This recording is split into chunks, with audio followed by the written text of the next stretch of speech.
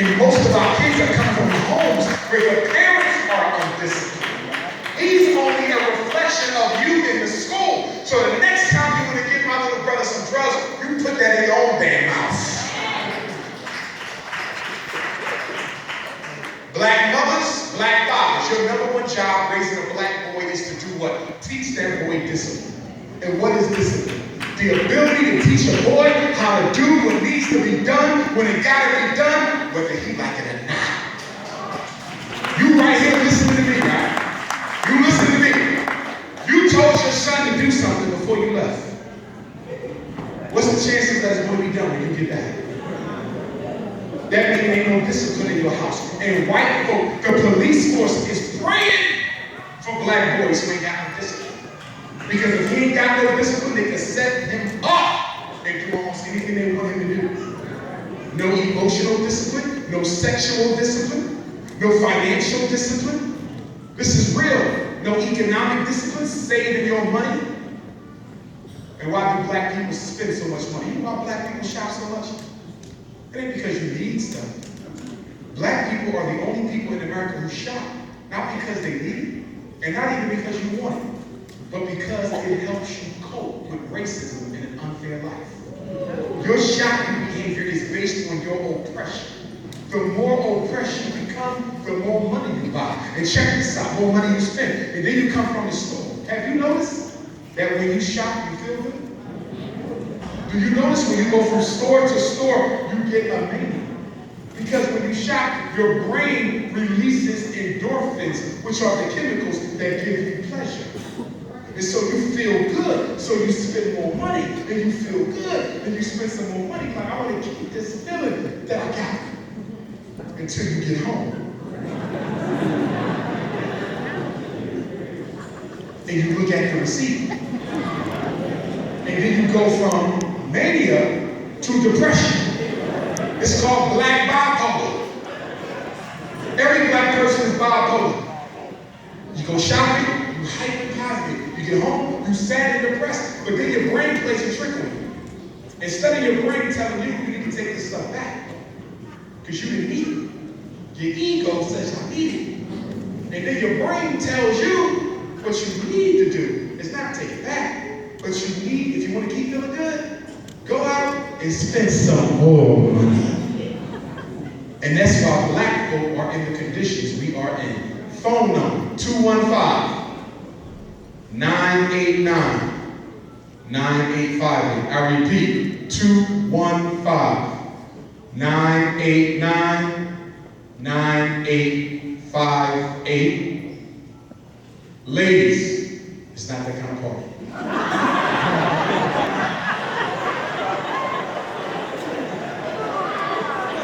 So the shit I see with my phone.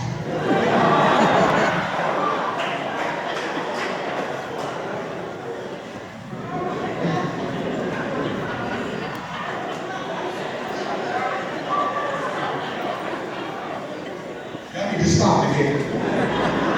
215-989-9858. My next book is for black women. You know what it's called? The name of my book for the sisters, it should be out in March. It's called Thirsty.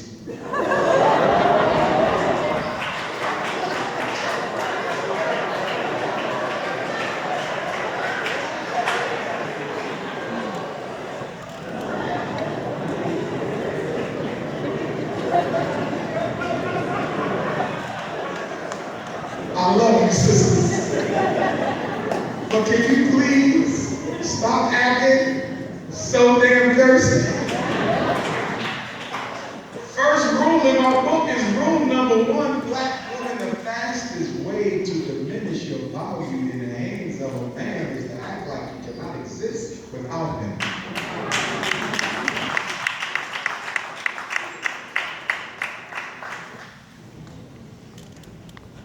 With so many women being available to so few black men, if you're acting thirsty, you're reducing your own value. See? You come running out.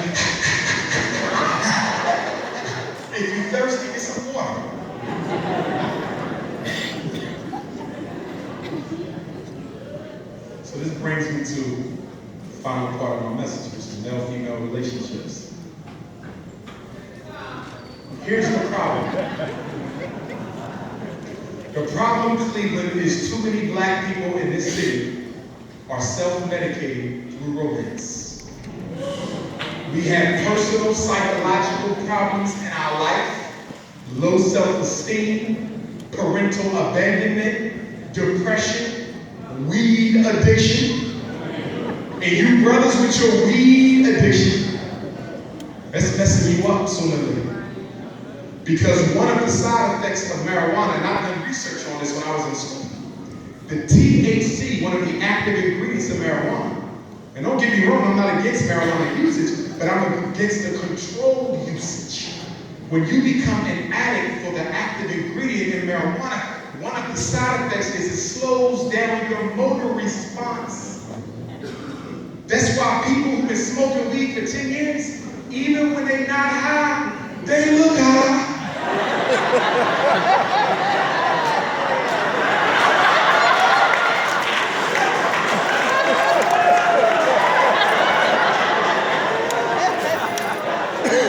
Some of y'all know what I'm talking about. Brother, like I ain't smoked weed in 2 months and my lips still purple. What's wrong? But not only that, black man, it slows down your ability to respond to intimacy. Your queen is trying to bake a cookie, but your blood is...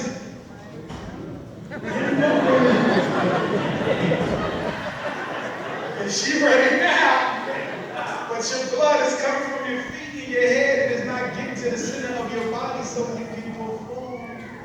How long you think she gonna wait? I'm gonna tell you what she's gonna do. She's gonna go get one of those young whippersnappers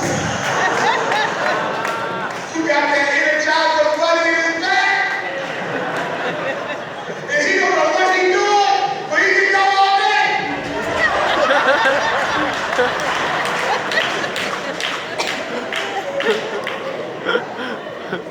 Listen, y'all have spiritual vampires in Cleveland.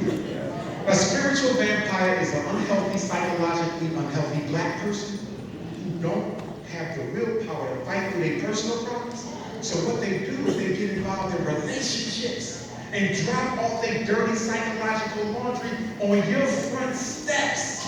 And that's why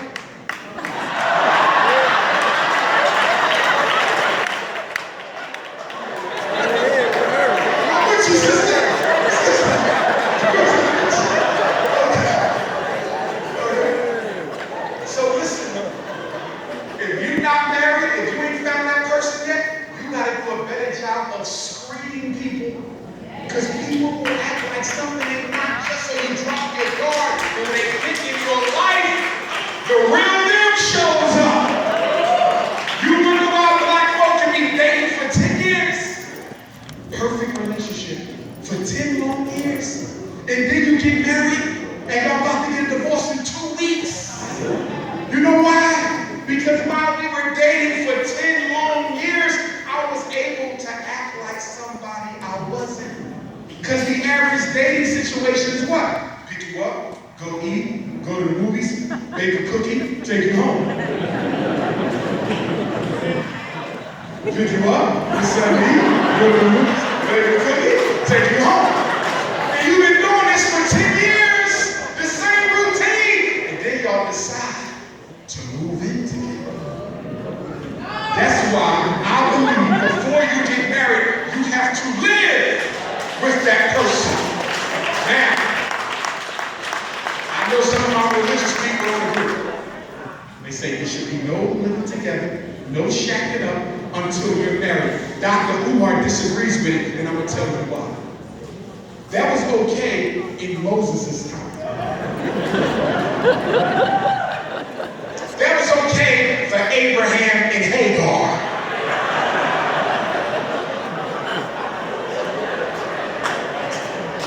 Muhammad and Khadijah. It was cool. But now you got crazy ass black folks running around. And you got to know who you're dealing with before you make that decision. Now, black woman, there's limits to this. recommendation is at least 3 months of cohabitation so you can really see the person. But I'm going to tell your sister something.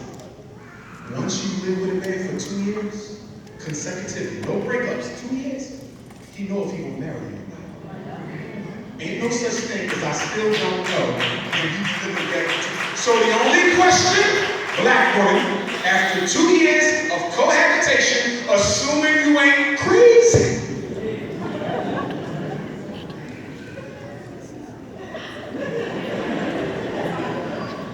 the only question, black woman, is whether you want to stay or leave. See, a man don't have to tell you certain things because you already know that. And if you the type you got to wait around until you hear it, you may never hear it. After 1 year, we got a pretty good idea if we keep it you or not. Now, you know what? I'm feeling her. Okay? Because I'll be grabbing to her home. You know what? She might be the wife. She alright so far. 18 months, you really know you got some bubble guts like I think it's time. 2 years, we know for sure we keep it. Okay? So ladies, 2 years is the maximum. And stop trying to force men to be with you. Thirsty shit! I stood by you when you was in high school and won the basketball title 30 years ago. I was the cheerleader. You can't force no man to be with you. He's supposed to pursue you a little bit. If you pursue the man more than he pursue you, that ain't cool because we are the oppressor. If you the aggressor, I didn't say you couldn't let a man know you like him. It's okay. Brother, I'm interested. This is my number. If you want to holler, you holler. Ain't nothing wrong with making him know you interested. Ain't wrong with a little snub. But some of y'all pushing. Damn, she called me again. Shit. Damn, can I get home first? Baby, I'm taking a shower. Isn't your phone waterproof?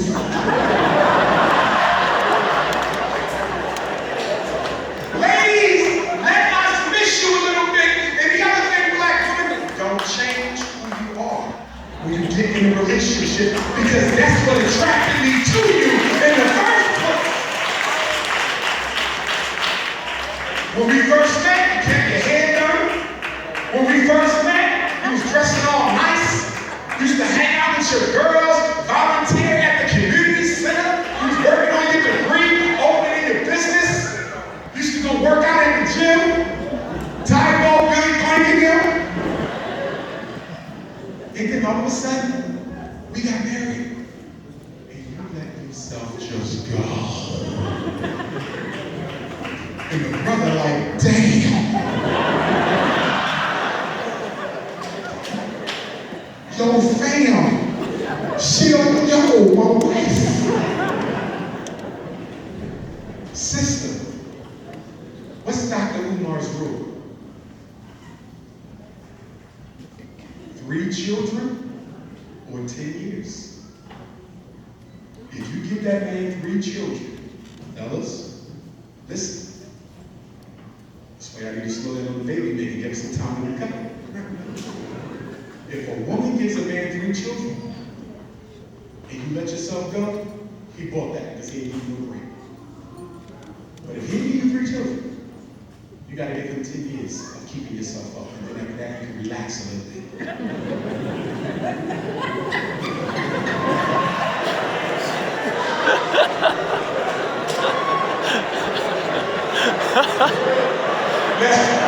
Now, the sister right here said, what about when y'all let yourself go?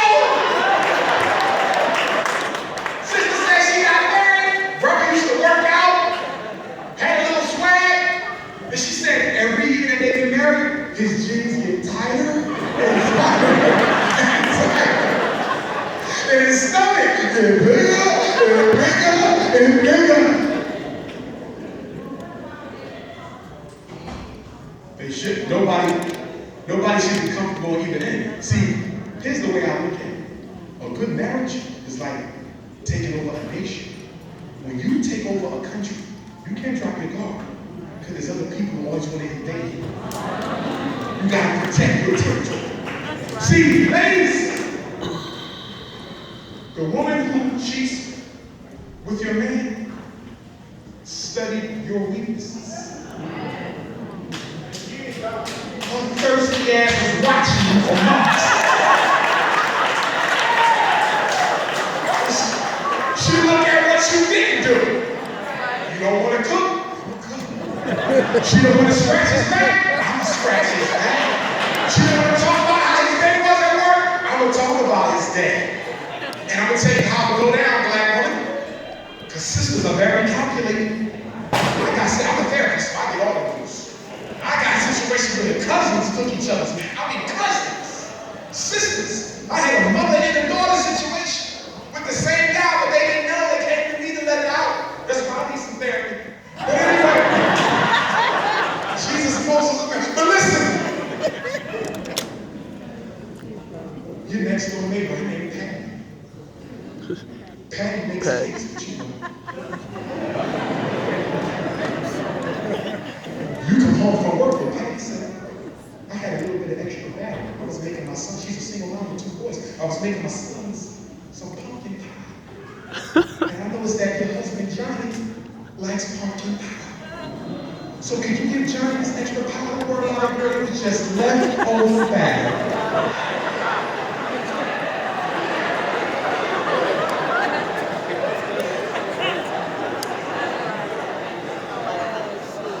Another week or 2 go by, she see you again. This time she made some German custard cake. Hey girl, go to the ingredients. My sons cannot eat all this cake. You can give Johnny a German custard cake. Johnny over there licking his face. Johnny falling in love with that woman through her food. Then one day, Johnny come home before you.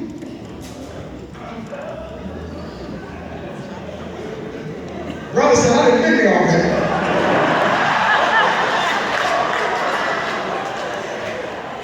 And Johnny get home, and Patty got a triple-decker pineapple upside down.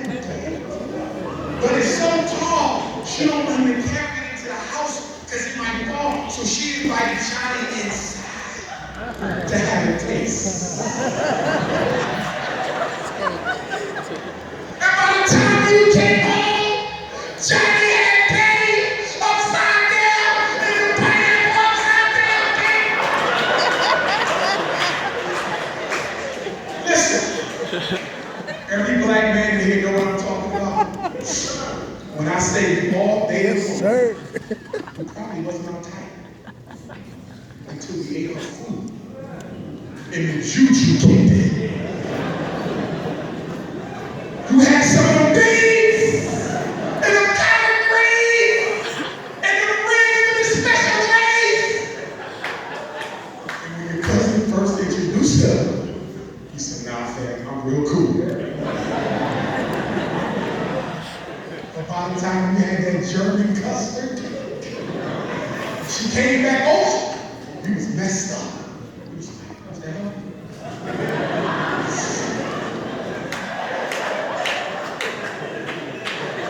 Damn, that's Patty.